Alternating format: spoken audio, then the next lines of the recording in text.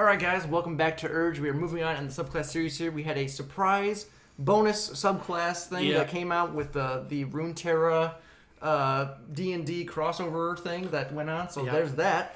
There's a nice little surprise here. These subclasses are pretty cool. But the first one we have up here is a new Barbarian subclass known as the Path of the Depths. Yes, indeed.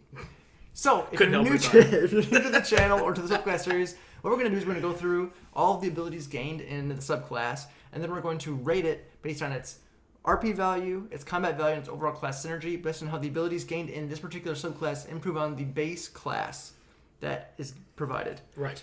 And just a quick reminder as well, if you've been watching our videos and haven't subscribed, I know there's lots of you because I was looking at the analytics, and we have a lot of viewers who are not subscribers, so if you're watching our stuff, please consider hitting that subscribe button. It helps us a lot. It's a button, people. So push the button. That. Come on. But we're going to jump straight into it, guys.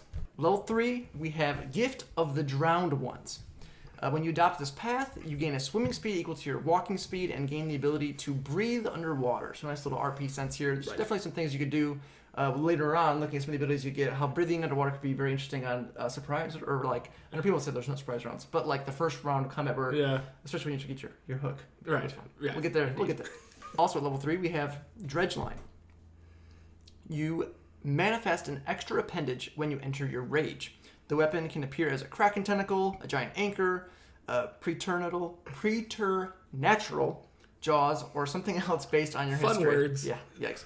As a bonus action, you can use this appendage to strike at one creature of your choice that you can see within 15 feet. Target must succeed a strength saving throw, which is the DC being equal to 8 plus your proficiency plus your strength mod, or be pulled up to 10 feet in a straight line towards you. So, one of those quick get over here kind of situations. Yes. As I was saying, if you have underwater swim speed, someone's up on like a dock or something, you're underwater, come join me down here real quick. I mean, it immediately, being Runeterra, very League of Legends thing, it immediately evokes the whole Nautilus thing of throwing an anchor and pulling them down into the water. It's definitely what that flavor comes from. At level 6, we have Ghostwater Dive, probably my favorite ability here. That's fair. You can burst into water, then materialize somewhere else as an action. You magically teleport along with any equipment you are wearing or carrying up to 30 feet to an unoccupied space you can see. Before or after teleporting, you can make one attack as part of the action. Moving this way does not provoke opportunity attacks. This is awesome because it gives you, as a barbarian, more movement around the battlefield. Being able to teleport is huge. Yeah. And it's only... And still getting an attack as part of it, too. Right, that's the thing, too. Most other abilities, whether it's a bonus action or an action, is a short distance or that much of a distance, and that's it. That's all you get for the action. You're still getting to teleport that amount of distance, and it's an up to 30 feet. So you could do 15 feet, 20 feet, 10 feet, 5 feet. Right. Do 4 feet and go right behind somebody and bop them in the head as part of the same action. Right. It's neat. But level 10, you get my favorite thing, choices. I like the versatility. At level 10, you get manifestations of the deep, so you can manifest an additional item of sorts that kind of fits with the flavor of this. So you get the appendage from your earlier ability here. You can select one of the following adaptations, and you can choose to replace it every long rest. So once per day, you can pick which one of these features you want to have. Eyes of the Deep will let you cast the True Seeing spell without using a spell slot or material components. Once per short or long rest, so you can still. It's a level 6 spell, I believe. True Seeing is, if I remember correctly. But still, a barbarian getting to do an interesting, sight-based spell without having to have a spell casting is neat. Arms of the Deep, you can now manifest 2 magical appendages, which can be tentacles, anchors, chains, other thematically accurate things. When you use your Dredge line ability, you can attempt to grapple. With each of your appendages. Right. So not just pull, you can try to hold people in place, and you can hold up to 2 targets or try 2 different times with the tentacle. Well, I guess the same technically one. You'd have your arms too, right? So you could tentacle grapple with each tentacle, and you could grab somebody. You become General Grievous, but like with arms, just with grabbing people's. So that's kind of fun.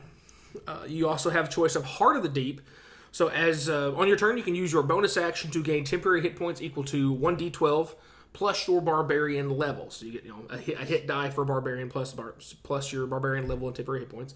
This is once again a once per short or long rest feature, but still on average. But you get this at level 10, so you're looking at 10 plus the d12 average is going to be 7. So you're looking at 17 temporary hit points. Yeah. It's not bad, especially as a barbarian's been taking, when you're enraged, taking the reduced damage. Right. It's a nice little chunk of healing, per se. Soul of the Deep, you are now immune to all effects that would cause you to be charmed or frightened. So that does not specify non-magical. So literally anything with charm or frighten you're immune to. Or you can choose Armor of the Deep, which increases your armor class by 1. Probably the least exciting of all of them, but at the same time, never a bad choice if you're going to be involved in some combat. So in total, you have 5 different choices. Some more RP, some more combat-based, but some nice versatility that you can change on a day-to-day basis. Right. And then finally, at 14, you get Depth Charge, also Nautilus themed. Anyway, that's the name of Nautilus is old for you League players out there. When you appear, all creatures within 10 feet, of course, this is when you use your early ability from level 6, your Ghostwater dive from level 6. You choose to appear with a wave of tidal force. When you appear, all creatures within 10 feet of you must make a strength saving throw. On a failed save, they take 3d6 force damage and, more importantly, are knocked on their keister. On a successful save, they take half damage and are not knocked prone. The damage at level 14 is negligible. 3d6 is not a major amount of damage, but as a martial class, knocking somebody prone is very, very nice because you get the advantage to then try to remove them from the screen. I guess the other thing too that to keep in mind with the depth charges, when you do your Ghostwater ability, you only attack once. Sure. So that 3d6 kind of substitutes you not being able to attack a second time, which is actually pretty solid. Then you also get knocked prone chance. Right. To get an advantage on your attack. So, and if there happens to be a bunch of little stuff on the battlefield, you can just teleport right in the middle of them and try to, do heavy damage to a bunch of little stuff all at once. Right. I mean, it's 10 feet, but it is everybody within 10 feet of you. Yeah. So it's definitely helpful because one of the few things that barbarians struggle with is being able to, and martial classes in general, being able to get to stuff. Barbarians do get the fast movement for 10%, 10 feet increased movement speed. Right. But still, being able just to choose to teleport, and now that ability is then buffed further to do extra damage and knocking people prone. Right. Very nice. So with that, those are all the abilities gained in the subclass. So now we'll move on into the rating section, which the first up is the roleplay value. So again, a little asterisk here we have to give every time. We're talking about the roleplay value. We're talking about interacting with NPCs, interacting with the world, non-combat scenarios, non-combat encounters, things like that, avoiding combat. We're not, looking at you acting out your fantasy, lore, history, background, all that stuff, interacting and acting out your abilities and everything like that. Sure. We're already assuming that you're going to be doing that, so we're not going to score based on those things. We can't score how good of a role player you are. Exactly. So we're looking at how these abilities are going to help you in those non-combat scenarios where you're either trying to avoid combat or just interact with the world around. Until that initiative gets rolled, this is the stuff that matters. So with this subclass, you definitely gain some interesting things. Obviously, the swim speed and breathing underwater can be pretty cool. The dredge line, where you're able to push and pull, or it's not push, pull things towards you. It doesn't do any damage, so you can definitely use it out of combat as maybe an intimidation, or you're someone's blocking a path. You're just get out of the way. And you pull someone towards you, and your rogue sneaks past them, kind of thing. Yep. You're like, oh, sorry, I didn't mean to do that. So there's definitely some RP situations where you could use that. It does use your rage though, so you have to keep that in mind. Sure. Especially at lower levels, those rage uses are pretty important. And then obviously being able to teleport, it's just your action. There's no limit to it.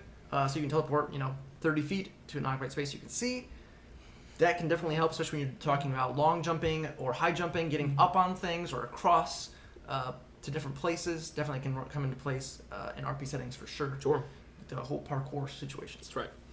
And then, obviously manifestations of the deep. Yes. You have multiple options there as well. Yeah. So overall, we gave it a 3.5 out of 5 for the roleplay value. Pretty solid, but definitely more geared toward the combat side of things. Sure. But the reason the 3.5 is there is because a lot of the combat intended things can be used out of combat. Absolutely. I would say. Yeah. Not necessarily geared toward RP as much, but definitely have interesting flavor behind it. Which is probably one of our favorite, at least more favorite barbarian subclasses because of how interesting they've got the mechanics behind it. Right. On the combat side of things, again, if the subclass is not as focused on one side, it's definitely more focused on the other, and that's definitely the case here. Being able to breathe underwater, have swimming speed seems like not really a combat thing, but it can be. Dredge line, being able to pull stuff to you is great because if you're getting into combat and you're having to run halfway across the field to get to something, you can get to it and you're just out of reach. You can then pull them right up to you, so they know you're there. Or you can pull something. Because the great thing is this doesn't specify an enemy, so you can even pull a friend out of trouble. Yeah. If you wanted to, which is kind of fun. Well, I just had the thought too is if someone's like standing at a ledge or something. Yeah. Pull them into the hole. Yeah. Because it's towards you. If you're standing on the other side of the hole, you're like, yep. You lay a little trap in the forest, dig a spike pit, and like, oh, you see that? Good, now go in it. Anyway, the Ghostwater dive ability is definitely the first thing where you look, okay, this is amazing for combat because, again, as any martial class would know, non-ranged ranger martial classes, your biggest challenge is being able to do consistent damage turn after turn because you can't reach something. Very frustrating. Right, it's just like, I don't have any more javelins. I threw them all. So now what do I do? So the fact that you can teleport and still get an attack in is great because you can use your movement with your action of teleport. You can move 70 feet in a turn with most races and still get to attack. Right. That's a lot of ground to cover for a martial class, and that's really great for helping you get in and out of trouble wherever you want to. Manifestations of the Deep giving you a chance to grow a second appendage that you can then not only pull stuff with, but then grapple and hold them in place with those arms where you can swing your axe at them while you've got them held right in front of your chest is awesome. I do enjoy that thoroughly. Heart of the Deep giving you a choice for some temporary hit points if you're trying to be more of a slightly more defensive build, just trying to be the meat shield for your party and absorb as much damage as you can. Being immune to Charm and Frighten, definitely helpful. And finally, of course, Depth Charge, again, buffing ability you already have, letting you teleport and then have a chance to knock stuff prone that you didn't have advantage on to then beat senseless and grapple them and hold them down and beat them senseless is really, really great. Again, the flavor there is great. I love the internal synergy with the buffing ability you get later on, and it really gives a chance for a barbarian to do some very interesting things besides just get mad and swing at things. With the Depth Charge, being able to knock prone, say there's something flying. If you are able to knock a flying creature prone, they are grounded. Right. So they're over 500 feet. It says they can. There's like rules with. I think it's in Xanathars where they added it, where they drop like basically 500 feet around, long jump or high jump, and then when you're at the peak of your jump, do your Ghostwater teleport dive, and then do the AoE another 10 feet above that. Right. You can do your AoE explosion knockdown. Pretty huge. Then you're able to ground something. If they succeed the saving throw once you're up there and they don't get knocked prone, you can still try to grab them while you're up there with one of your appendages. You grapple them with appendage and still get your attack. Get their attack up there. So definitely really cool. So we went with a 4.5 out of 5 on the combat side. Very solid, very strong. Covers some of the biggest weaknesses I would say of being a barbarian, which is getting to things that you can't reach. Yes. Super frustrating. Pretty much makes you worthless. And getting to stuff around the field that's trying to run away from you. And then giving you some kind of AoE ability of effect. Because barbarians are definitely more single target focused. This gives you a way to impact the battlefield and add some utility as well. If you get in the middle of multiple enemies, you can grapple things. You can knock things prone. It's going to be huge on utility and on the damage. Definitely gives you, and with most importantly, no limited use with your Ghostwater dive. Yeah, it just takes your action every turn, but you can just keep doing it. And Depth Charge again with that. Depth Charge every beginning of your turn, you teleport 5 feet. Boom, you knock something on their butt. Yeah, you do forego an attack at that point, but the 3d6, like I said, it kind of makes up for. But it can make up for some of that damage. Right, because even if they failed, if they succeed the save, they're still taking half of that, so they're taking something. Right. Because if you miss your attack, it's kind of like whatever. But then if you do knock them prone, you're getting advantage. So with barbarians having brutal critical, just gives you all that more opportunity for those real big turns. Yeah. And that brings us into the last thing, which is synergy. I think we've already touched on multiple areas here. There's definitely some inner synergy between the abilities for sure with the teleporting and the prone and getting your multiple options for your grappling or your pulling things. Pretty high on the synergy as well. So we just went with a 4 out of 5 on that side. I don't think there's really much more to say on the synergy side. We kind of covered it all in a little bit. But overall, I think this is a really interesting, fun subclass. Me and Alex are both really interested in this one. We're like looking at it. This may get played the next time we do a one-shot. I'm probably going to claim this one. What little League of Legends I have played, Nautilus actually was the character that I played the most.